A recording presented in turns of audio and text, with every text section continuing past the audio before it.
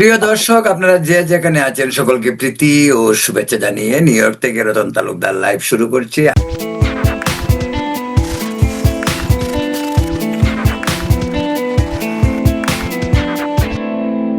আজকে আমাদের সঙ্গে যথারীতি একজন অতিথি হিসেবে যোগদান করছেন বিশিষ্ট লেখক, গবেষক, রাজনৈতিক এবং অনেক গ্রন্থের রচয়িতা, যার বইগুলি আমাজনেও পাওয়া যাচ্ছে। আমেরিকান ড্রিম নামক একটি বই দিয়ে তিনি শুরু করে এখন খ্যাতির শীর্ষে রয়েছেন জসিমউদ্দিন। জসিমউদ্দিন অবশ্যই একজন রাজনীতিবিদ, ছিলেন জাতীয় পার্টির যুক্তরাষ্ট্র শাখার সাধারণ সম্পাদক, ছিলেন সাবেক প্রয়াত প্রেসিডেন্ট হুসাইন মোহাম্মদ এরশাদের অত্যন্ত স্নেহভাজন। জসিমউদ্দিন, আপনি কেমন আছেন? আমি ভালো আছি ইনশাল্লাহ। আপনি কেমন আছেন? এই তো, আপনি তো সম্প্রতি দেশ থেকে ঘুরে আসার পরে আমরা একটা ভিডিও করলাম গত সপ্তাহে। ভিডিওটা অনেক লোকে মানে ভিউয়ার হয়েছে অনেক, এবং আপনার বক্তব্য যেটা বুঝি, আমি বিভিন্ন জনের সঙ্গে কথাবার্তা বলি, আপনাকে পছন্দ করে, আপনার স্টাইল, স্পষ্ট কথাবার্তা সব মিলিয়ে আপনার যে চিরাচরিত যে ভঙ্গি, কথা বলার স্টাইল এবং স্পষ্ট এবং সত্য কথা বলার যে সাহস, আজকের বাংলাদেশে অত্যন্ত কম। অনেকেই সাহস করে সত্য কথা বলতে চায় না। সেই ব্যাপারে আপনি অত্যন্ত একনিষ্ঠভাবে সমাজ প্রগতির উন্নয়নের পথে নিজকে নিবেদিত রেখেছেন। এটা খুব গুরুত্বপূর্ণ, যেখানে দেশে আর্থসামাজিক রাজনৈতিক অবস্থার অচলায়তন, সামাজিক অবক্ষয়, তার মাঝে একজন মানুষকে মানুষ হিসেবে ধরে রাখা আজকের জগতে খুব কঠিন। যাই হোক, আলোচনায় চলে যাচ্ছে সরাসরি। তারেক রহমান ভারত যাওয়ার কথা ছিল, তো আজকে তারা একটা শর্ত দিয়েছিল। সেই শর্তে ভারতে যাওয়া ইচ্ছা প্রকাশ করে তারা তিনটি শর্ত দিয়েছিল, কিন্তু ভারত সরকার সেই শর্তগুলি মানবে কি মানবে না সেটা এখনো পরিষ্কার নয়। তবে শর্ত দিয়ে যে ভারত কাউকে আমন্ত্রণ করে নেবে না, এটা অন্তত শিওর। ভারত তো আর এমন না যে পাশের দেশ মায়ানমার বা থাইল্যান্ড না, যে বাংলাদেশের প্রেসিডেন্টকে একেবারে জামাইয়ের আদর করে ডেকে নিতে হবে, সেটা না। কিন্তু ভারত যতটুকু তার পক্ষ থেকে করছে, আমি মনে করি সেটা একটা সুপ্রতিবেশী সুলভ মনোবৃত্তি।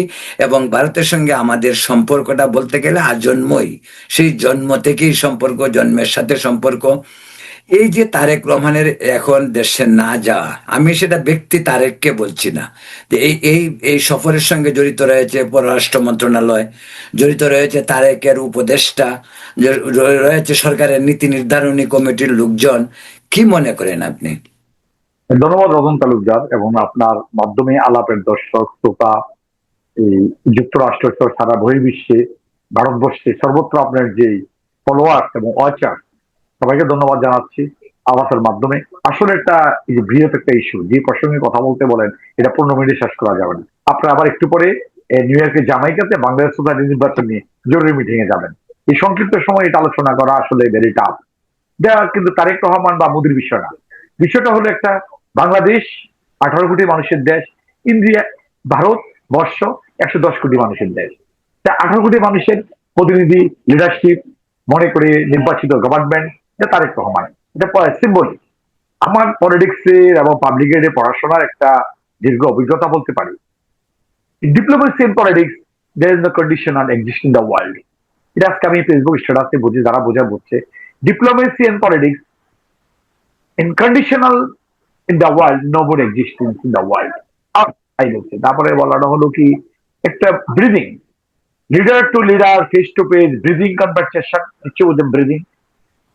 আমাদের প্রেসিডেন্ট ট্রাম্প তো চায়না না গিয়েও তো অনলাইন সাইন করতে পারে অল এগ্রিমেন্ট গুলো, কিন্তু কেন যায়? ব্রিদিং, এটা বলে সায়েন্স বলে ব্রিদিং। আমি কথা বলা, অনলাইন কথা বলতে যখন আপনার সাথে দেখা হবে, মানসিক একটা মানুষ প্রশান্তি, ব্রিদিং ট্রান্সফার, ব্রিদিং ট্রান্সফার যেটা বলে ব্রিদিং, এই শ্বাস প্রশ্বাসের বিনিময় একটা অনেক সমস্যার সমাধানকে এক টেবিলে টকিং ফেস টু ফেসে, এটা সায়েন্স বলে, বিজ্ঞান বলে। Breathing conversation, breathing transaction make a solve the all issue. ওই যে আমাদের দীনেশ ত্রিবেদী বলছে, ইস্যু গণতন্ত্রের একটা সৌন্দর্য, ইস্যু থাকবে। কিন্তু আজকে বিষয়টা কন্ডিশনালি, এখন একটা পর্যায়টা বলি, এটা দৃশ্য কিন্তু শেষ। দৃশ্যের পর্ব শেষ, নতুন নতুন একটা স্বপ্ন নিয়ে বাংলাদেশ এগিয়ে যাবে। যে রাষ্ট্রপতি জিয়াউর রহমান, বেগম জিয়ার ছেলে সন্তান তারেক রহমান দেশটা এগিয়ে নিয়ে যাবেন। কন্ডিশন উনি জানেন না রাজনীতি কি, politics and diplomacy that is the conditional exist in the world. Politics and ডিপ্লোমেসিতে কোনো কন্ডিশন থাকে না, এবং bridging conversation very important. Tarek matter না, ম্যাটার হলো বাংলাদেশ, বাংলাদেশ লিডারশিপ বাংলাদেশ এবং ভারতবর্ষ বিশাল বিষয় একটা। এই বিষয়ে কন্ডিশন দিয়ে যেটা কালকে ঘোষণা দিল, এটা একটা আমার কাছে মনে হয় যে পলিটিক্যাল অথবা ডিপ্লোমেসি, এটা বাংলাদেশের ব্যর্থতা। Hasina is no more, Hasina দৃশ্যপটে চেঞ্জ। এখন কি হলো, সে ইন্ডিয়াতে বসবাস করতেছে, আরেকটা ঘেরা কোলে পড়তেছে বাংলাদেশ। হাসিনাকে দিল্লি হাইকোর্টে সোমবারে শুনানি হবে।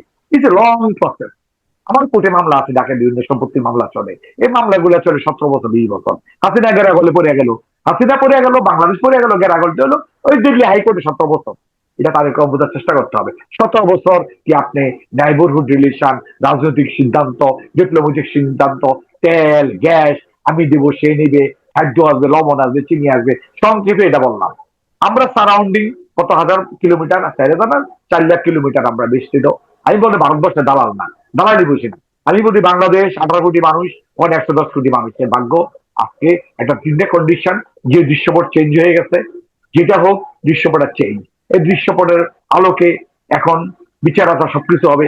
সবচেয়ে বড় বিষয় হলো সোমবার দিন হাইকোর্টে যাবে। দিল্লি হাইকোর্টে গেলে এটা চলবে 17 বছর। হাইকোর্ট সিদ্ধান্ত দিবে, কোর্ট তো বোঝেন আপনি, you are the writer, you are the পত্রিকা চালান, জজ করে কি হয়, হাইকোর্ট কি চলে, এই আলোচনা চলবে, ডেট করবে, শুনানি হবে, তারপরে আগে 17 বছর পরে নিয়ে। এই জন্য একটা বাংলাদেশটাকে এটা কোন সত্যের মধ্যে হাসিনা বেড়া জলে আজকে সঠিক হয় নাই। না, তারেক রহমান, তারা না তো না শুধু, এটা পয়েন্ট, হ্যাঁ এটা পয়েন্টটা আমি বলছি, আমি বলছি তারা তো শুধু হাসিনা না, উসমান হাদির যে হত্যাকারী তাদেরকেও ফেরতের কথা বলে। এটা জাতির সাথে 18 কোটি মানুষের সাথে এটা সম্পর্কিত না।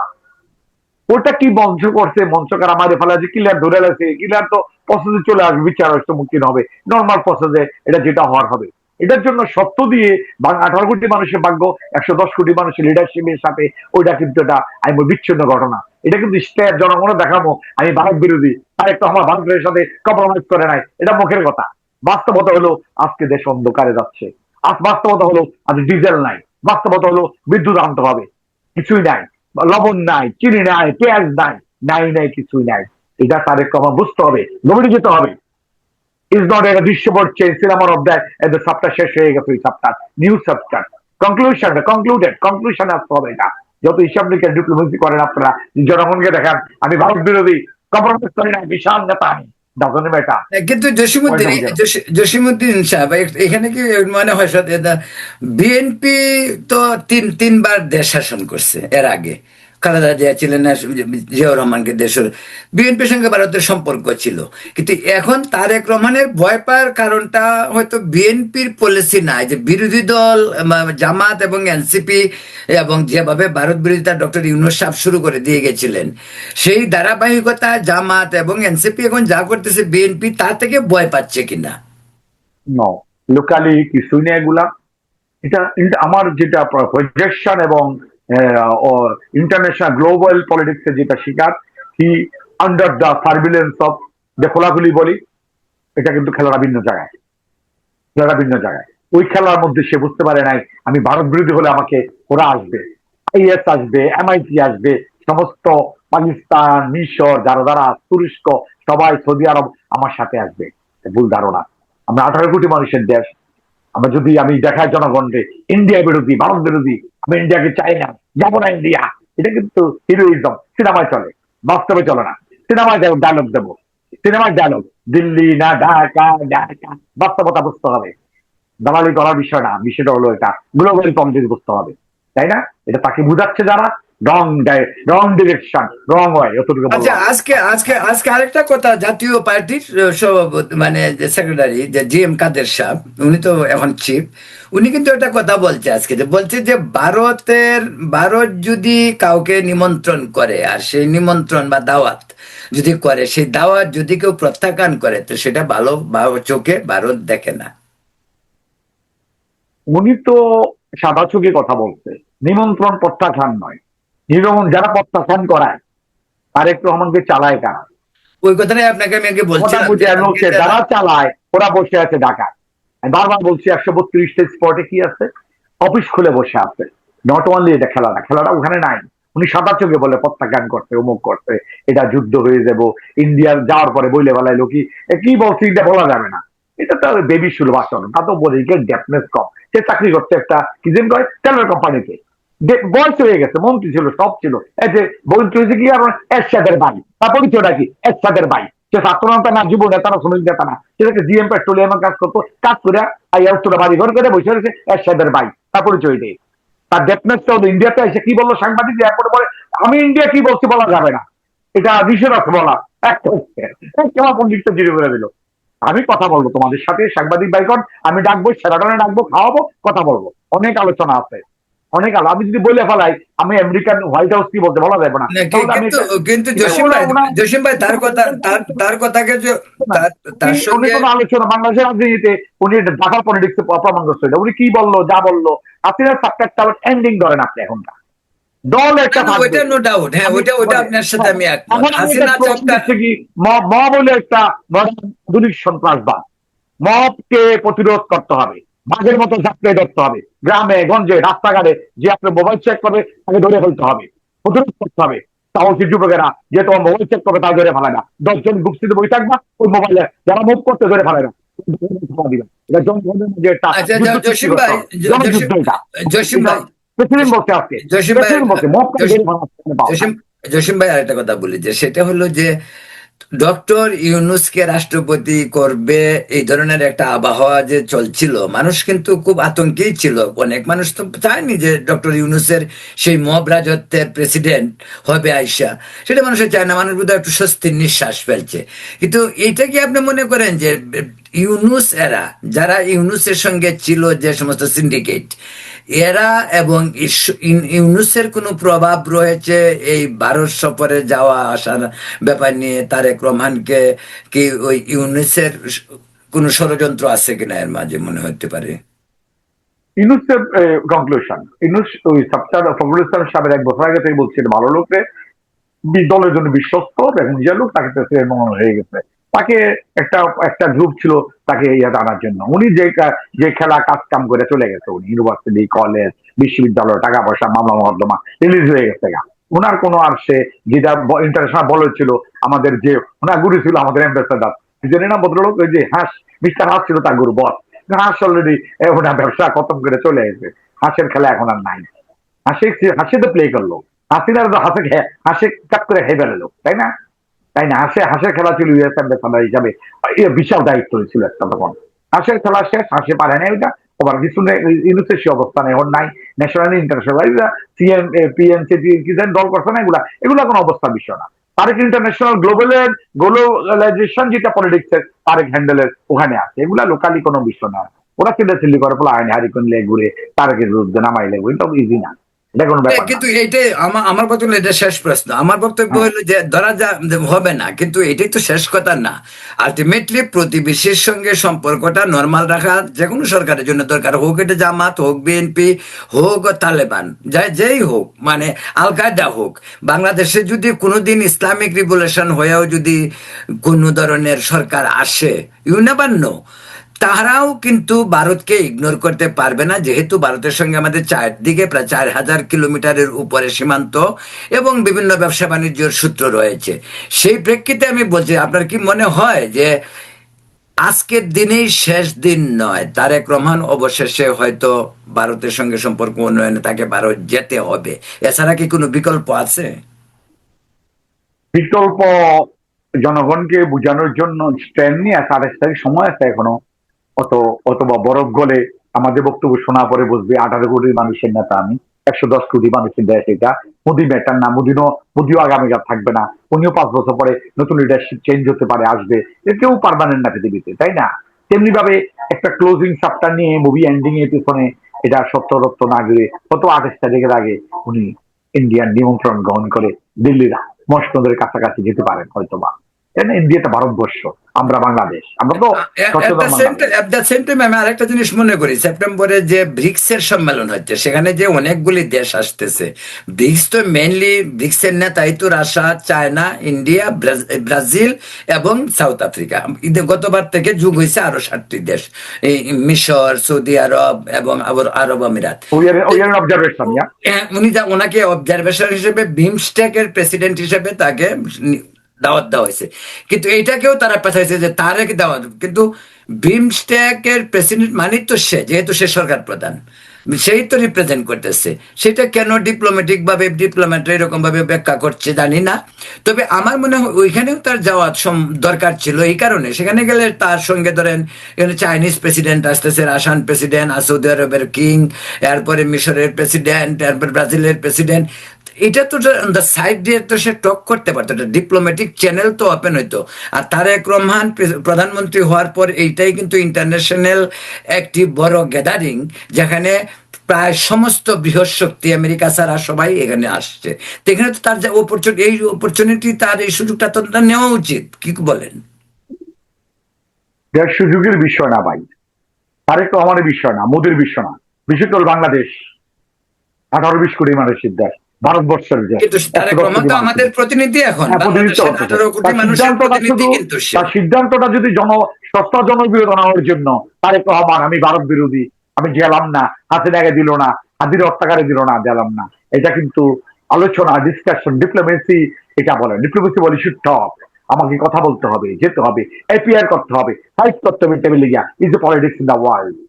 টিভিতে কিন্তু এটা সাংঘাতিক একটা ঠান্ডা মাথার লোক, উনি বলছে শিশু থাকবে পলিটিক্সে। আর সৌন্দর্য কি? গণতন্ত্রের সৌন্দর্য এটি।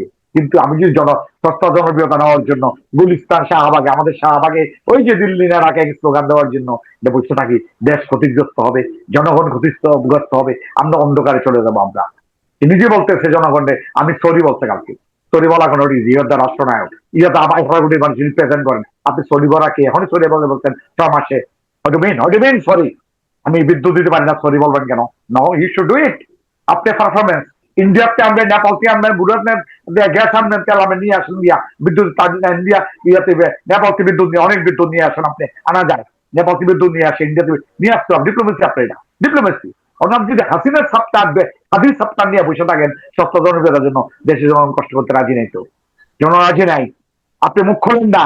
আমি বঙ্গবন্ধু এদেশের, বঙ্গবন্ধু শেখ মুজিবুর রহমান হলো এদেশের পরবর্তী ঘটনা বলি না, এদের স্বপ্নদ্রষ্টা, রূপকার বাংলাদেশের। এই লোককে তো স্বপ্ন দেখছে, এই লোককে স্বপ্ন দেখছে, তারা যৌবন শেষ করলো, তারা 14-20টি ব্রাশ ফায়ার করে মেরে ফেললো, আপনি বাগানে ব্রাশ ফায়ার করে করলো, তাই না? এটা বের করতে পারলেন না এখনো।